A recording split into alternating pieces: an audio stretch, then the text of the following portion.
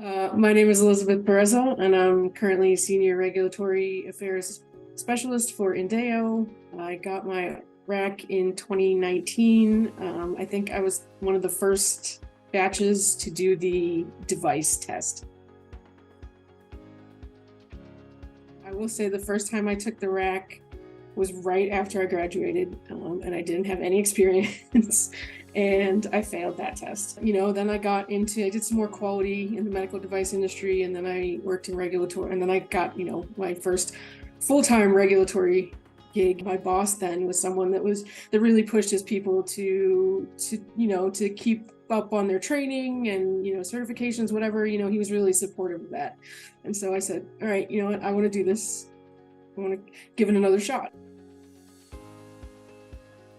Started with the book, The Fundamentals of Medical Device Regulations, the big one that has all of the sections, US and Europe and all of the other countries. And then, I got the practice tests from RAPS, which I found really helpful because, when I was getting questions wrong, I could at least see which questions I was getting wrong, and that gave me sort of a direction to focus, what to study on, what I needed to learn more about.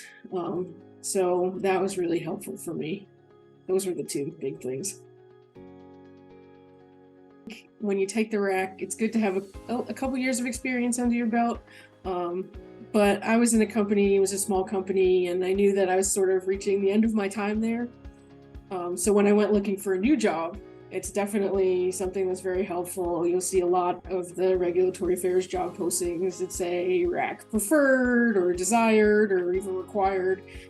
So it is something, definitely something to put on the resume and show that you understand the industry.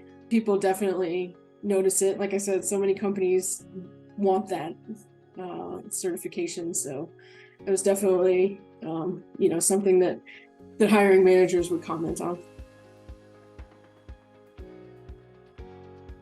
I think I would say definitely try to get a couple years of experience under your belt before you go and take the test. I think that helps a lot. The candidate guide that they have on the RAPS website is really helpful because it gives you sort of a list of what the topics are, so you can go through and say, okay, I think I know a good amount about this, but not this, so this is where I should study up on.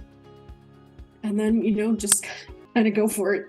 Make use of the resources that RAPS has, whether it's the books and the tests, but also like the Regex community group on there for RAC holders, but there's also the group for people that are preparing so they can talk to other people and form study groups and stuff like that. I also did the workshop last year, or I helped facilitate the workshop last year for the device prep for the RAC. And I thought, that was something that I think would have been helpful if it was available when I was taking it, because we went over a lot of the different types of questions you might see and how certain things are worded and what to look out for, and I think that can also be really helpful because you're talking to people that have taken the test and can give that sort of advice.